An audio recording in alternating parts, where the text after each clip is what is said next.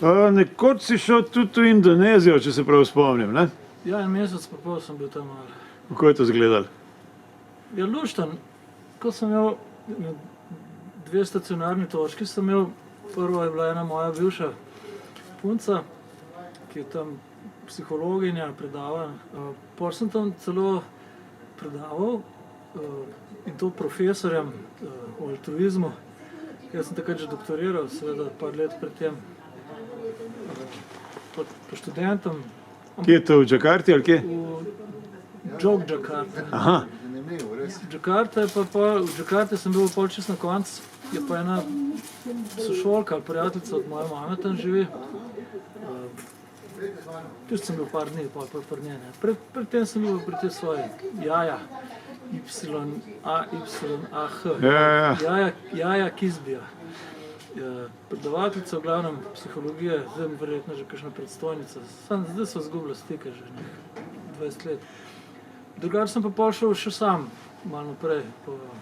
Na Bali sem šel, pa pol še naprej Lembongan, to zraven Balija, nasprot.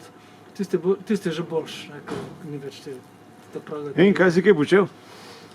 Ja, kaj sem, okoli sem hodil, malo sem laufal. Kaj si kaj počel? Kakšne ljudi spoznaval? Ja, seveda. Se pravzaprav niti ne vem, kaj sem počel.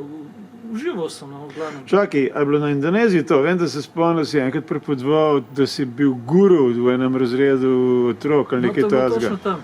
Točno tam. No, povej celo zgodbo. To je bil pa ta Lembongan.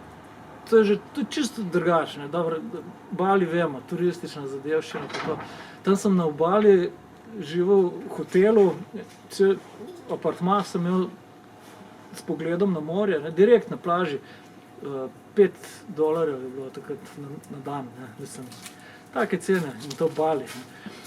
Pol sem šel pa ta Lembongan, je pa že tako bolj off varianta.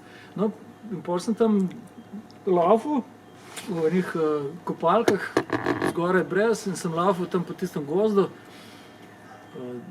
Tam so bili tudi eni raki, se spomnim, jih je bilo na stotine, taki rdeči raki, v gozdu noter, pa take finte, ki človek sploh ne pričakuje. No, pol sem pa šel tam, pa vidim ena stavba, pa sem videl, da je osnovna šola. In pol so tam učenčki noter sedeli, koliko jih je bilo, 12. Pa pridem jaz not, brez učitelja, nobenega ni bilo. Pa sem pa jaz prišel not, pa oni wow, pa so se pa kar tako, ukočili, ampak tako iz spoštovanja, ali kaj se je strah od spoštovanja.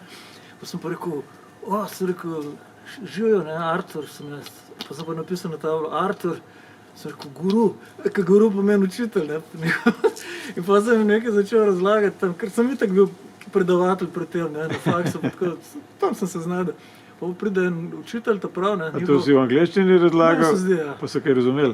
Ja, nekaj že so, V glavnem smo se, ful se mi dobro zdeli, sem videl na njihovih obrazih, so bili tako srečni, veseli. Pa učitelj pride? Pa učitelj pride, bil pa tudi prijazen, sem rekel, sem Artur, guru, kurc.